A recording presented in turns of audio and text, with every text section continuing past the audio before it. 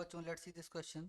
A particle is moving on a straight line path with a uniform velocity. Its angular momentum is always zero. ठीक है, और reason क्या है? Reason ये है कि the momentum is zero when the particle moves with uniform velocity. ठीक है, यहाँ assertion देखते हैं पहले. assertion assertion में कह रहे हैं कि a particle is moving on a straight line with uniform velocity. अच्छा, स्ट्रेट लाइन पे मूव कर रहा है, ठीक है ना, स्ट्रेट लाइन पे मूव कर रहा है. ओके, अब स्ट्रेट लाइन पे मूव कर रहा है तो इसका एंगुलर मोमेंटम जीरो है.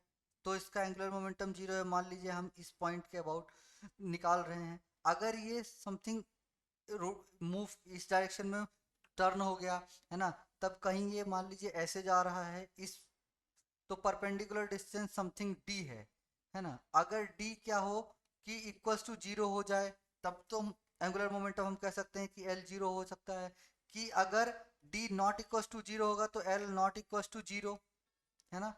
If V not equals to zero, if V not equals to zero, तो ये जो है अपना असर्शन फॉल्स है, क्योंकि ऑलवेज जीरो नहीं हो सकता ना. ऑलवेज जीरो कैसे होगा? मान लीजिए वो रोटेट कर रहा हो तो वो फिर अपना जीरो नहीं होगा. यहाँ पे क्या मोमेंटम इज जीरो, क्योंकि स्ट्रेट लाइन पे चल रहे हैं तो एंगुलर मोमेंटम ऑलवेज जीरो होएगा ही.